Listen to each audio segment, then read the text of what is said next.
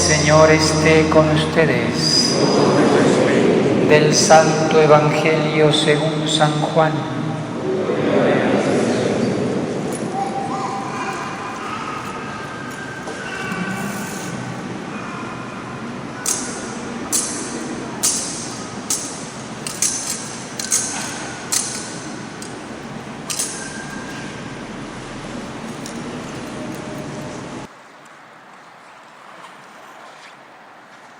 En aquel tiempo Jesús dijo a sus discípulos: Yo soy la verdadera vid y mi Padre es el viñador. Al sarmiento que no da fruto en mí, Él lo arranca, y al que da fruto lo poda para que dé más fruto. Ustedes ya están purificados por las palabras que les he dicho. Permanezcan en mí y yo en ustedes. Como el sarmiento no puede dar fruto por sí mismo si no permanece en la vid, así tampoco ustedes si no permanecen en mí. Yo soy la vid, ustedes los sarmientos. El que permanece en mí y yo en él, ese da fruto abundante, porque sin mí nada pueden hacer. Al que no permanece en mí se le echa fuera como al sarmiento y se seca. Luego lo recogen, lo arrojan al fuego y arde. Si permanecen en mí y mis palabras permanecen en ustedes, pidan lo que quieran y se les concederá. La gloria de mi Padre consiste en que den mucho fruto y se manifiesten así como discípulos míos. Palabra del Señor.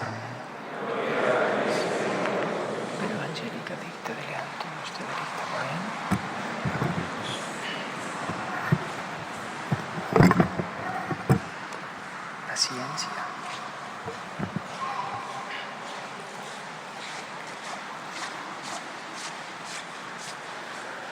En el nombre del Padre, y del Hijo, y del Espíritu Santo. Amén. Queridos hermanos, en este quinto domingo de Pascua, la Iglesia nos presenta este hermoso Evangelio tomado del capítulo 15 de San Juan.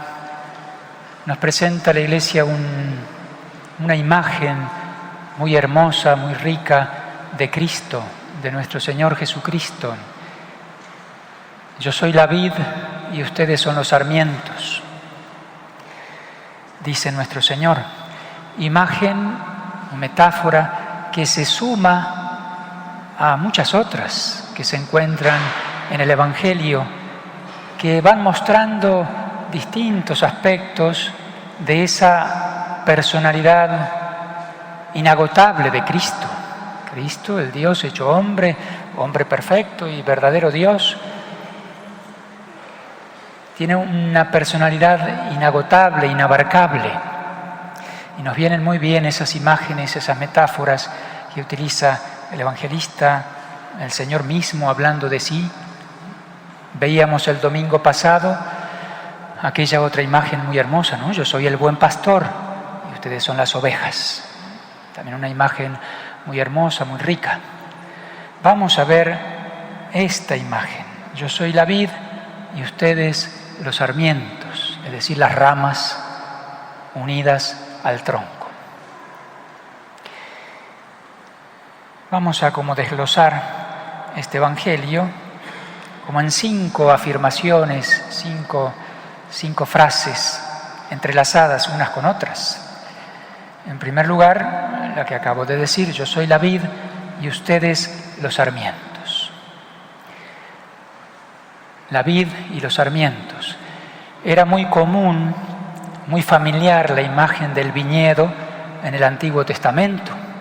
En Israel se cultivaba la vid, conocían de esa plantación, y el Señor en el Antiguo Testamento muchas veces hacía referencia al viñedo. El pueblo de Israel era ese viñedo que Dios había formado. Y entonces era muy familiar esa imagen para los oyentes de Cristo. Yo soy la vid y ustedes los sarmientos. En el Antiguo Testamento, allí por medio de un profeta, el Señor se lamenta, se queja de que el viñador esperaba que diera buenos frutos a ese viñedo, a ese pueblo de Israel. Le había dado muchas cosas, ¿no? A ese viñedo, dice, lo he regado, lo he podado, he puesto una torre de vigilancia, lo he cuidado para que no entren las alimañas, que no se enferme, y esperaba que diera uvas dulces y terminó dando uvas agrias. Se lamenta el profeta, se lamenta el Señor por medio del profeta. Pues llega Cristo, que es como la personificación de todo el pueblo de Israel, y Él dice, yo soy la vid verdadera, y ustedes son los sarmientos. Los sarmientos en particular somos cada uno de nosotros. Esas ramas injertadas en el tronco somos cada uno de nosotros, pero en general es la iglesia que se va extendiendo a lo largo de los siglos, unida íntimamente a Cristo, cuyas ramas se van esparciendo a lo largo del tiempo y a lo largo del espacio. El Señor envía, una vez antes de subir al cielo, les dice a los apóstoles, vayan al mundo entero a dar testimonio de la resurrección, para que todos puedan conocer la verdad, creer, bautizarse y alcanzar la salvación, hasta los confines de la tierra. Pues una vid no se planta para adorno generalmente, es una planta esencialmente para que dé frutos. Y sus ramas se extienden mucho. Allí en mi tierra, donde he vivido muchos años, en San Rafael, en Mendoza, en Argentina, es una tierra de viñedos, por lo tanto de buenos vinos también. Allí hay muchos viñedos, distintas formas de sembrarlo y, bueno, ustedes conocerán, pero en un lugar llamado Villatuel se conservaba un tronco ya seco, viejo, que tenía más de 100 años. Era un tronco enorme, eran restos de un tronco enorme, de una vid que le habían dejado avanzar mucho en su vida. Y si bien la podaban y todo, sus ramas se extendían enormemente. Decían, me imagino que es cierto, era un tronco enorme, que sus ramas podrían cubrir como 1 hectárea. Generalmente esas plantaciones son plantaciones jóvenes, se plantan a una distancia entre una y otra no mayor de 2 metros, ¿no? Un proceso, pero a esta en particular la habían dejado crecer y abarcaba como 1 hectárea, una infinidad de frutos sin ninguna duda. Pues Cristo utiliza esta imagen, yo soy la vid, ustedes los sarmientos. Los sarmientos son la iglesia, las ramas, extendida por todas partes. Y el viñador es el Padre, ¿no? Mi Padre es el viñador. Cristo la vid, nosotros unidos a la vid, sus ramas, para que podamos dar frutos. Segunda afirmación. Mi Padre corta los sarmientos que no dan fruto, como hace el viñador, que todos los años tiene que podar, tiene que quitar las ramas secas, con sabiduría, para que la planta pueda crecer, sea alimentada por la savia y pueda dar muchos frutos. Mi Padre corta los sarmientos que no dan fruto, las ramas secas, o que ya están muriendo, pues hay que cortarlas. El Señor dice con claridad, el Padre corta esas ramas porque no dan frutos. Y el destino de esas ramas es perecer. Las echa al fuego y arden, dice el Evangelio, dice nuestro Señor. Creo que ahí está expresada una imagen del infierno, ¿no? Aquel que a lo largo de su vida permanece sin fruto, seco, pues su destino es ser cortado y arrojado en el infierno. Así es. Debemos estar unidos a Cristo entonces, para poder crecer y dar frutos. Hay distintas formas o maneras de distanciarse de Cristo, de dejar de recibir la vida. En primer lugar es el pecado mortal, ¿no? Mata el alma. El pecado mortal tiene una seriedad importante, como una rama que se seca, ya no puede dar frutos. Su destino es la separación definitiva. Por el pecado mortal yo me separo de Dios, me separo de Cristo.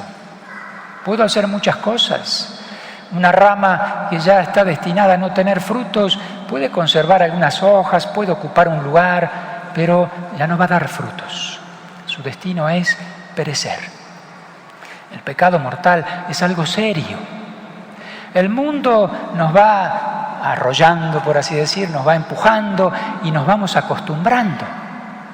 No deberíamos vivir ni un instante en pecado mortal, levantarnos inmediatamente. A la hora de terminar el día y hacer aunque sea una breve oración antes de acostarnos, deberíamos hacer un pequeño examen de conciencia, a ver cómo está mi alma. ¿Estoy unido a Cristo o estoy en pecado mortal? Pues un acto de arrepentimiento, no sé si me voy a levantar al otro día, con el propósito sincero de ir a confesarse. Deberíamos salir inmediatamente del pecado mortal, una y mil veces, pero salir definitivamente, con la gracia de Dios. El pecado venial también afecta a mi vida espiritual. Aunque no mate mi alma, la enferma. Es como una rama enferma que ya no es capaz de dar buenos frutos o abundantes frutos. Tenemos que luchar también con el pecado venial y con todas nuestras imperfecciones, contra todas nuestras miserias. El viñador, el que trabaja en una viña, los empleados del viñador cuidan muchos detalles para que el fruto sea abundante, bueno, exquisito. Así deberíamos cultivar nuestra alma, apuntando a desarraigar todo mal, hasta las imperfecciones. Aunque sigamos conservando nuestra fe, la fe nos une con Cristo, pero la fe sin las obras, dice Santiago, es una fe muerta. La fe sin la caridad es una fe muerta. La fe misma, si aún la tenemos, nos empuja a vivir totalmente para Cristo, purificados totalmente. Le pedimos al Señor que no seamos esas ramas secas. Tercera afirmación: el que no da fruto, el Padre lo poda para que dé más fruto. Una cosa son las ramas secas, o que están muriendo, serán descartadas. Otra cosa son las ramas que deben ser podadas para que den más fruto. Las podas, pues vienen a nuestra vida muchas podas, muchos sufrimientos. Si la vid debería quejarse o llorar, a veces parece que llora, ¿no? La savia que se escurre allí, llegando incluso al tronco, pero si la planta pudiera quejarse, pues se resiste a la poda. Pues así somos nosotros, frente a lo que Dios va haciendo o a lo que Dios va permitiendo en nuestra vida. Cruces, dificultades, pruebas. El Señor permite que seamos podados por muchas cosas. Hasta el demonio interviene ahí, a veces, si el Señor lo permite. Y muchas otras cosas que vivimos en nuestro entorno. Pero la afirmación del Señor no se refiere a esas podas que el Señor permite, sino las podas que Él mismo hace. el Padre lo poda para que dé más fruto. Él con sabiduría va cortando muchas cosas. Cuando tenemos apegos, desórdenes, pues el Señor dice, permíteme, esto sobra, esto no te permite crecer y dar frutos. A veces deseamos y le pedimos a Dios el fructificar, hacer buenas obras, fructificar en nuestra vida, pero ojo con rechazar la mano de Dios que nos va podando para que demos más frutos.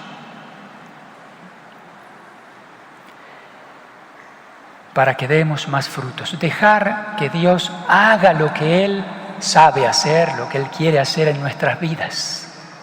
Por nuestra cuenta tenemos que luchar, cuidar de nuestra vida espiritual, ir desarraigando los pecados, quitando las piedras, viendo que no se enferme la plantita y permitir que Dios vaya podando lo que Él haga directamente y lo que permita a través de otras personas, incluso a través del demonio. Dios sabe lo que hace. Confiar en Él. Cuarta afirmación. Permanezcan en mí como yo permanezco en ustedes. Permanezcan en mí como yo permanezco en ustedes. Como la rama, como el sarmiento, tiene que estar unido al tronco para tener vida y poder crecer y dar fruto.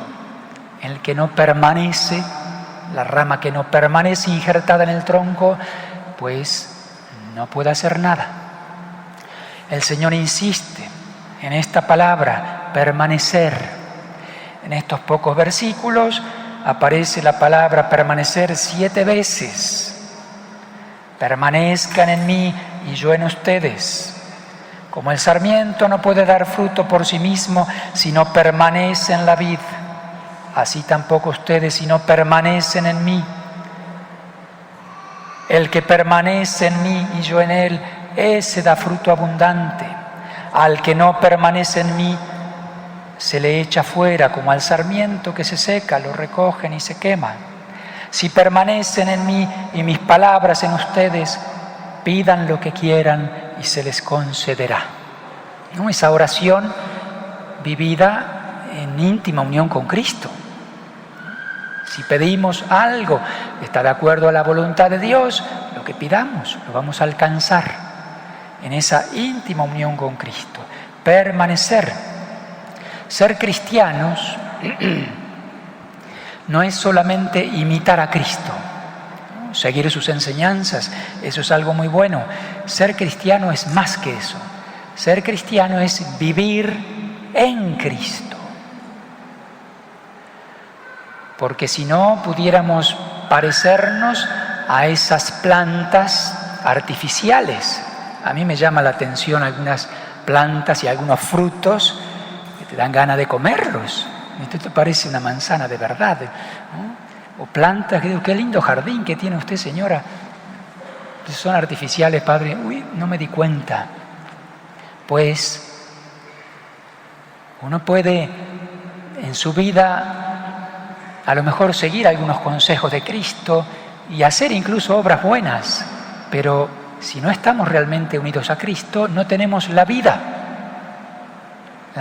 que nos hace capaces de dar frutos. Permanecer en Cristo. No es cuestión de sentimiento. A veces confundimos eso. Me siento muy bien, me siento unido a Cristo, pero al ratito o al día siguiente ya no siento eso. Como la planta, ¿no? Cuando es podada o cuando se le caen todas las hojas, ¿no? En esta época vemos aquí en el monte, parecen todas ramas secas, pero no, el que sabe, ahí rasca un poquito la corteza, esta rama está viva, va a dar frutos y vemos como en esta época vuelven a florecer todas las plantas preparando los frutos. En nuestra vida pasamos por distintos momentos, por distintas épocas, primavera, verano, otoño, invierno también. Si confundimos la unión con Cristo con el sentimiento, vamos perdidos. Por eso el Señor insiste, permanezcan, perseveren, ahí tienen que estar. No importa lo que sientan, no importa lo que suceda, permanezcan en mí. ¿Cómo sabemos si permanecemos unidos a Cristo? Bueno, en primer lugar, en la conciencia es importante ese testimonio de la conciencia, con sinceridad. A ver, me he confesado, he sido sincero, estoy arrepentido, el Padre me ha dado la absolución, estoy en gracia de Dios, pues estoy unido a Cristo, estoy en gracia, puedo comulgar. Imagínense esa unión con Cristo, fundamental. Pues si eso está bien, pues voy a dar frutos en mi vida. Pero, ¿cómo sabemos, en segundo lugar, si permanecemos en Él? Nos ilumina San Juan, el mismo apóstol, en su primera carta, capítulo 3, la segunda lectura de hoy.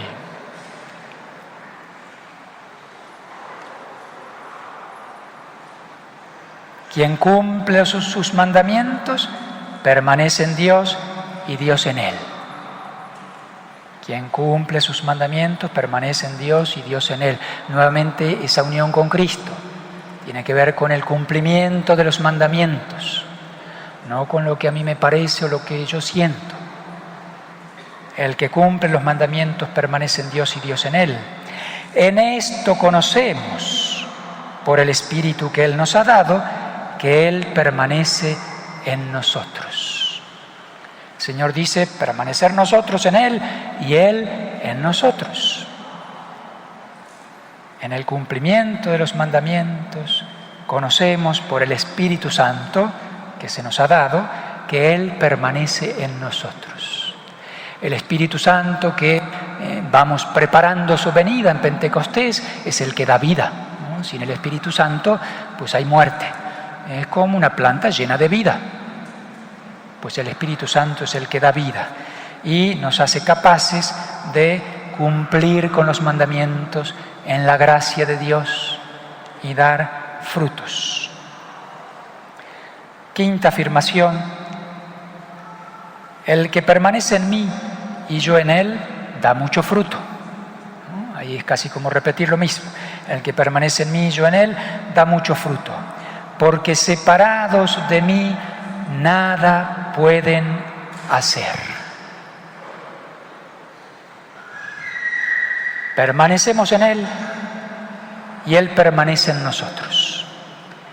Una unión muy grande, íntima, que está fundamentalmente basada en el amor.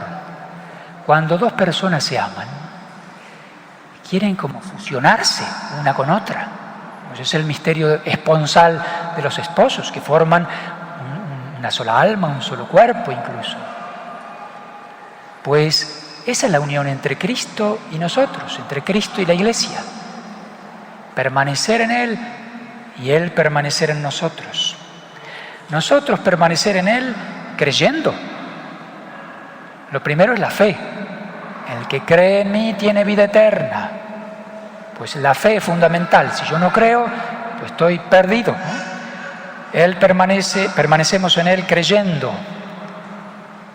Y para que esa fe no esté muerta, permanecemos en Él amando. La fe nos lleva a esa vida más plena, que es el amor, la caridad. Permanecemos en Él estando ahí, aunque tengamos que estar al pie de la cruz, a lo mejor sin poder escuchar nada. El Señor ya no me contesta, no lo siento, no lo veo, estoy sufriendo. ¿Será que no me escucha? ¿Será que me ha dejado solo? Pues la tentación es irse, permanecer ahí.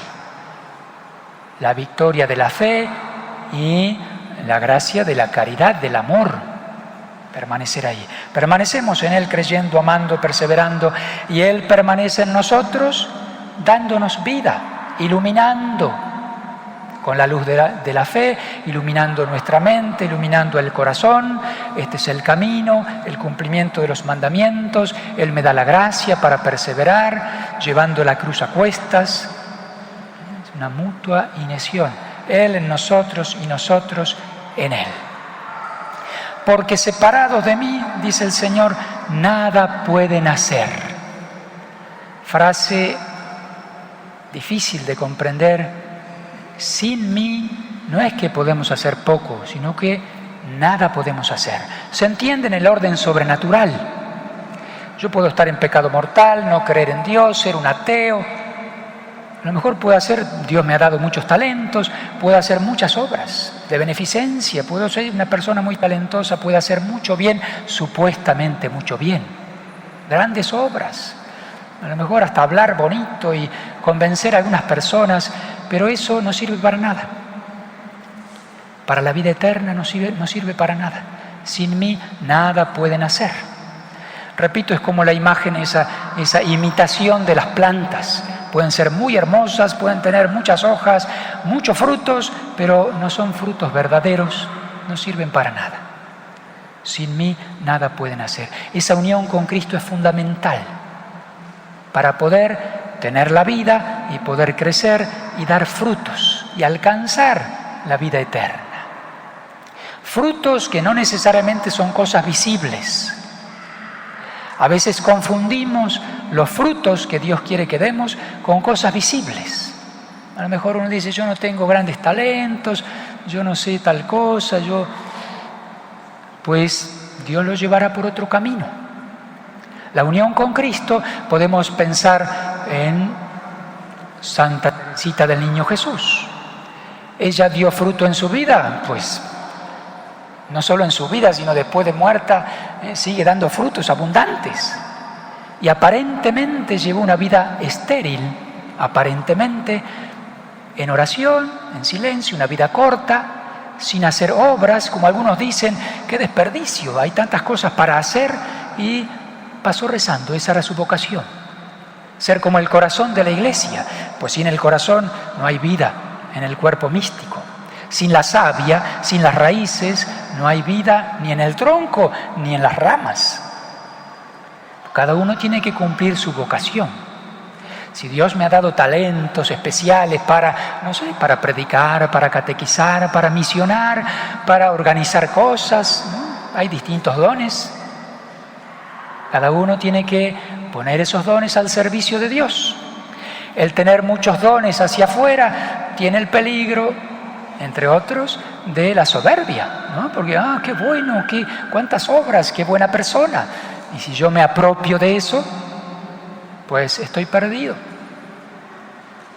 Cada uno cumpliendo su misión, pues está llamado a permanecer unido a Cristo y a dar frutos abundantes. Sin mí nada pueden hacer. Creo que comprendemos poco eso, de permanecer unido a Cristo hasta la muerte. Y la muerte no será una muerte, sino que será un paso a la vida eterna. Como cuando hay una uva o un racimo hermosísimo que es cortado, pues ya está preparado, listo para transformarse no solo en un buen vino, sino en la sangre de Cristo. Miren lo que Dios hace con la vid, que viene de Cristo, la savia que va por todas las ramas, llega hasta la última hojita y da frutos. Esa uva surge el vino, y el vino es transformado en la sangre de Cristo. Miren qué obra hermosa que Dios hace con eso, con la vid, como lo hace con el trigo. Otra imagen es, yo soy el grano de trigo. Si el grano de trigo cae en tierra y muere, da mucho fruto. Si el grano de trigo es conservado allí solito, pues no sirve para nada. Cristo es el grano de trigo. Cristo es también aquel, ¿no?, el que dio la vida y derramó su sangre para nuestra salvación, para que tengamos la vida eterna, y que ha vencido la muerte resucitando. Pues estamos llamados a participar de ese misterio en la Santa Misa, uniéndonos a la sangre de Cristo para poder alcanzar esa unión plena con Cristo. No hay una unión más grande en esta tierra que la comunión hecha con fe, en gracia de Dios, uniéndome a Cristo. Eso purifica también mi alma y me prepara para dar frutos abundantes. Hoy es el día de San Luis María Griñón de Montfort.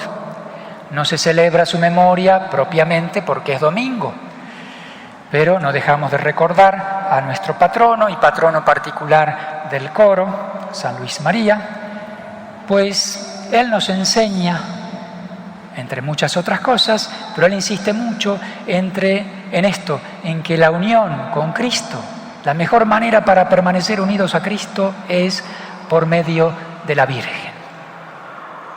Hacerlo todo por María, con María, en María y para María.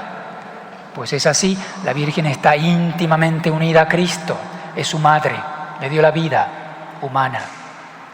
Está unida al Padre, es su hija predilecta, es esposa del Espíritu Santo. No hay una unión íntima, pues por María llegamos a esa unión perfecta con Cristo. Ese es el misterio de Cristo y de la Iglesia que estamos llamados a vivir profundamente. Ave María Purísima,